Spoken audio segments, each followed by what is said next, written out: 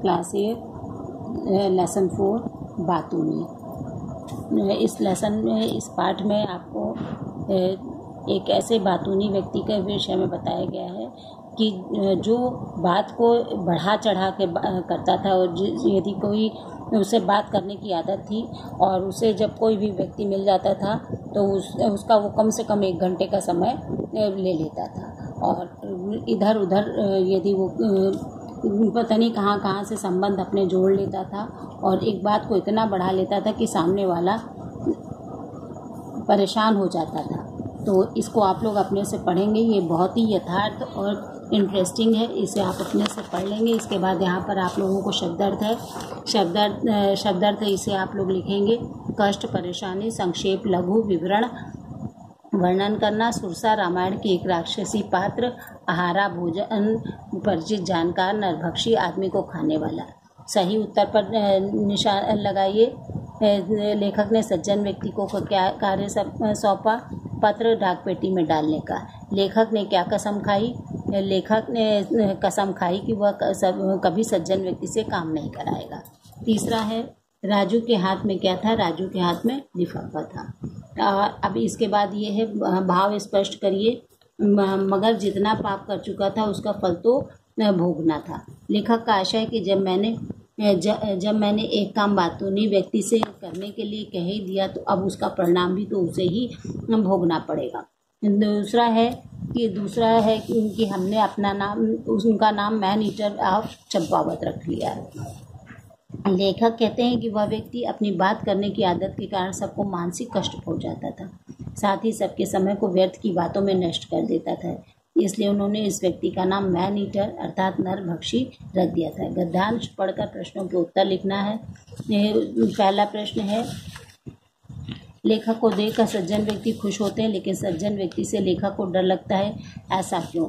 लेखक को देखकर सज्जन व्यक्ति खुश होते इसलिए होते हैं कि उन्हें कोई बात करने वाला मिल गया, लेकिन सज्जन से लेखक को इसलिए डर लगता है कि अब वे घंटे भर के से कम में ना छोड़ेंगे और उनकी बेकार बातें सुननी पड़ेंगी।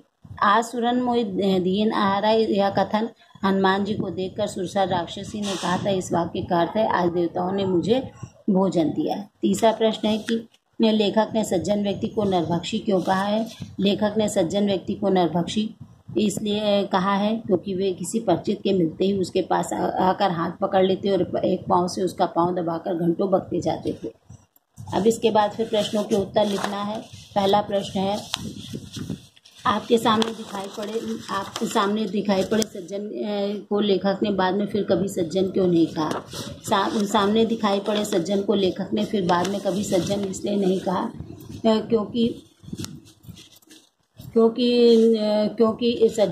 क्योंकि बाद में जब वे लेखक को दूर से देखते तो उनका चेहरा खिल जाता। वे घंटे भर से कम में लेखक को न छोड़ते, वे पास आकर हाथ पकड़ लेते और एक पाँव से उनका पाँव दबाकर और मुंह मिलाकर घंटों बकते जाते थे। दूसरा प्रश्न है, मेरा काम करके उन्होंने मेरे ऊपर हमेशा के लिए अधिकार जमा दिया था। लेखक किस अधिकार की बात कर रहे थे? लेखक का काम करके उन्होंने लेखक पर अधिकार जमा लिया था। लेखक के घर के रास्ते में उनका घर पड़ता था। जब वे निकलते और उन्हें दिख जाते तो वे खुश होकर उनसे पूछते कहाँ जा रहे हो? यह असल में आदमी को रोककर उनकी बात करने की भूमिका थी। तीसरा प्रश्न है, लेखक ने सज्जन से पीछा छुड़ाने के लिए क्या क्या प्रयत्न? लेखक ने सज्जन से पीछा छुड़ाने के लिए अनेक प्रयत्न किए। उस रास्ते में को छोड़कर आधा मील का चक्कर अपने घर जाने लगे। कहते कि आजकल घर पर ही रहता हूँ आदि। लेखक को आप कहाँ सवाल पूछना इसलिए अजीब लगता। वे सोचते कि आप पुलिस के आदमी हैं या खुफिया विभाग के हैं या चाचा का कोई विशेष रिश्तेदार है जो जानना चाहते हो तुम कहाँ जा रहे हो। लेखक ने सज्जन व्यक्ति का नाम मैनीटर अर्थात नरभक्षी इसलिए दिया क्योंकि वे जब भी मिलते घर से घंटे भर से कम में ना छोड़ते थे। भाषा ज्ञान वचन बदल कर लिखो। डाकिया डाकियों, गाड़ी गाड़ियाँ, लिफाफा लिफाफे, चिट्ठी चिट्ठियाँ, बंगला बंगले, बस्ता बसते।